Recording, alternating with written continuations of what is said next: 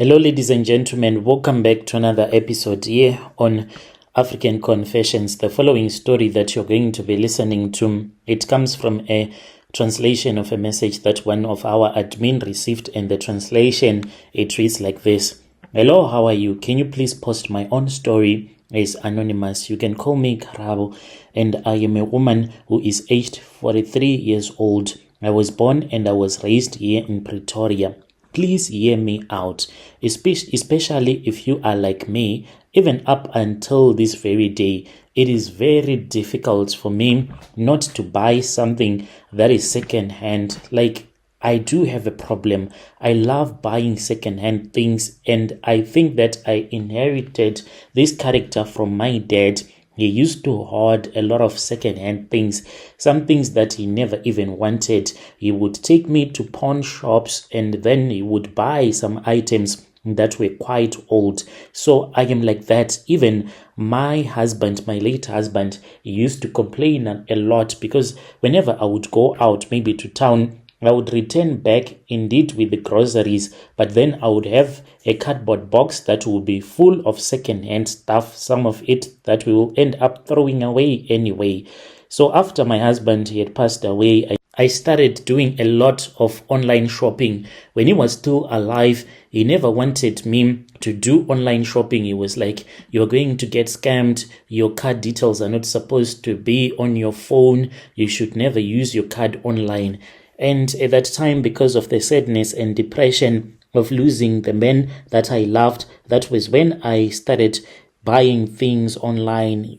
Usually I would buy second-hand things, Facebook, Marketplace, and then I would go there. So I need people who are like me to understand and to listen carefully, because I bought one thing just like I used to do, just one thing, and it nearly costed me everything, my sanity, my family, including my daughter. There was a time when she did not even want to stay with me because she was scared, because I would have these spiritual encounters where I would see some people that would want to attack me. So I would be fighting with those people in my little world. But to her, my daughter, she would see a crazy mother fighting against herself. I am not telling this for likes or attention, but I am telling this because I want people to know that there are some objects that you can keep in your house, objects that can turn out to be cursed, and then those objects, they can even invite demonic spirits. So me and my kids, after my husband had passed away, that was when we moved out, because the memories, it was like it was killing us, me and my kids, and we started staying in another neighborhood. Even though at my house there were other tenants that were staying there, but the memories, it was just too much. I was unable to concentrate. I would end up crying at night, thinking about my husband when I will be all alone in my bedroom. So my family then advised that I was supposed to look for another accommodation. It was not perfect at the other place where we were staying with the kids, but at least it was far much better.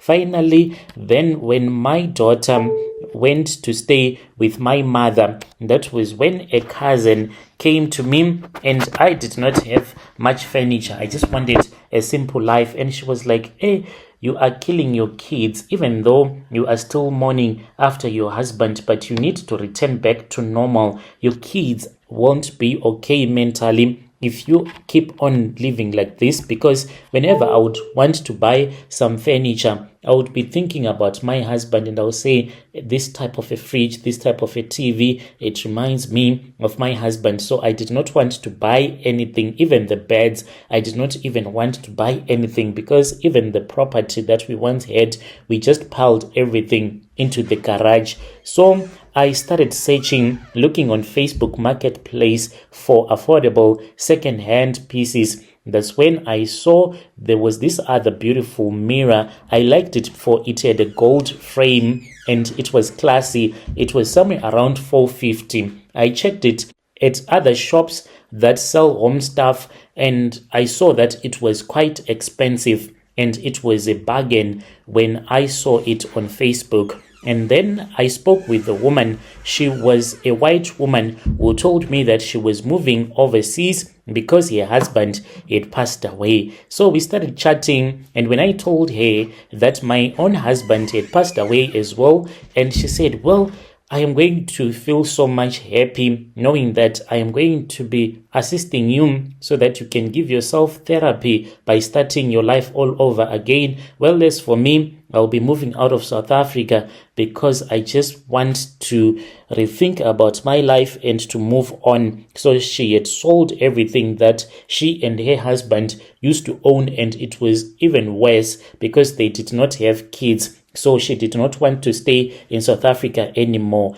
The day that I brought it back home, like I still remember even my cousin sister, she was like, hey, this thing for white people, I don't like it. I said, why? And she was like, you will end up finding out that this mirror has been in the family even for 500 years. And I was laughing about it. I did not even care about it. I just said their culture and our culture, it is quite different. They value things. As for us, we do not value anything. And we had a little debate there. Then when it was late at night, I had a dream. I saw a woman that came to me. This woman that came, like, she was a white woman. You know, sometimes you can have dreams. You can just see a white person in your dreams. But the person that I saw, like, she was literally there standing right next to the bed. And I had never seen such a woman in my dreams before, with long hair. She was looking beautiful, but the way that she was dressed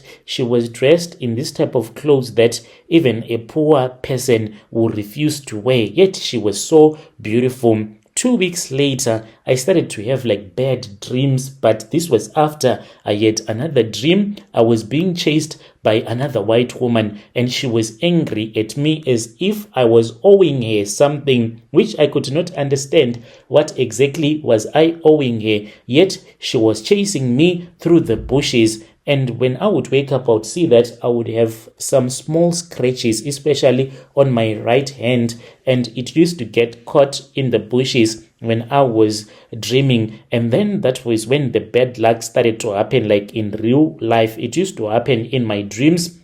That white woman, when she would have caught up with me, then I'll see other black people that were so scary, that were more like her dogs, yet they were human beings, like her hunting dogs that would be assisting her to chase after me. Those black men would come, and then they will start to beat me up. 2 weeks after that, that was when I got robbed in broad daylight outside a Pick n Pay in Arcadia. Like, I was so shocked. Something like that had never happened to me. And in that same week, when I got robbed, my geyser burst and flooded my flat. Everything was crumbling down. I became anxious and paranoid.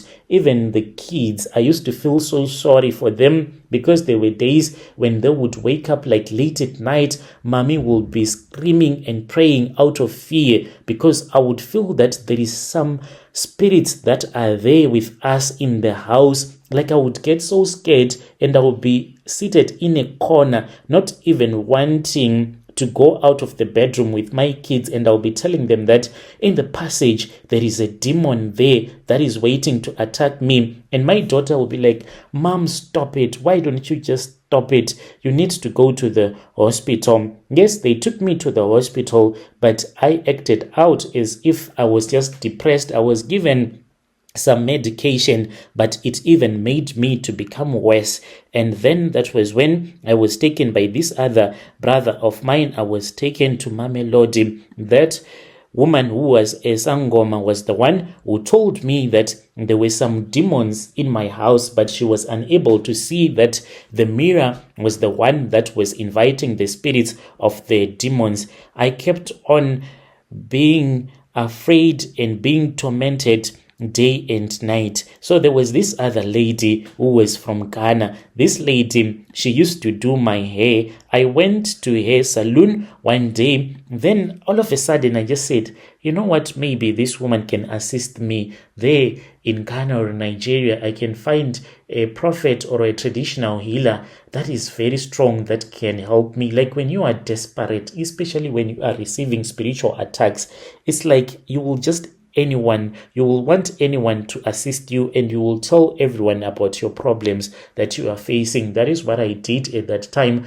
I spoke with that woman, and then she said she knew about this other pastor that she had once visited, and she was like, you need deliverance, real deliverance. There is a pastor that I know in Nigeria. So she connected me with a friend of hers who had also gone to that prophet, as she had also gone to Nigeria. A month later, I then flew out using part of my savings. I landed there in Lagos like it was very hot. A man came and picked me up. We drove for hours. I fell fast asleep, woke up, fell asleep again, woke up until we arrived at this other small village. And in my mind, I was like, here I am wasting my money. And this is the place where this pastor is staying. But anyway, we arrived there. Then he started praying for me. So for 3 days, everyone at his house was busy praying for me and fasting as well. Like in my life, I was someone who did not like to fast,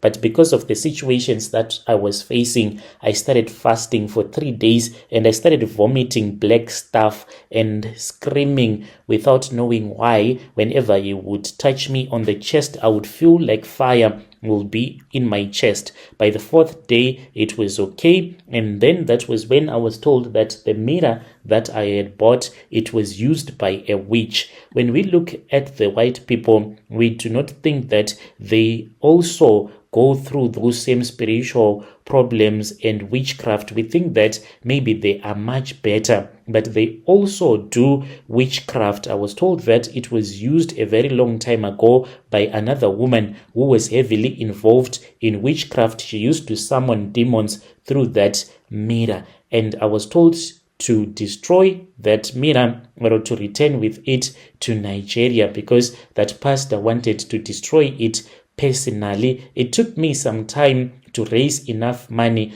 I felt like a foolish person, but I knew what I was going through. I went to Nigeria with that mirror, and then I left it there. That pastor really assisted me. I came back home and reclaimed my life. People can buy whatever that they want. I really do not mind, but you just need to know that there are things that can happen to you simply by purchasing things that have been used for occultic practices. I was a witness to that, and I can never forget it. Dear listeners, right there was a message that was sent to me by one of our admin who helped us with this translation. Strange things indeed they do happen in this world. Hey,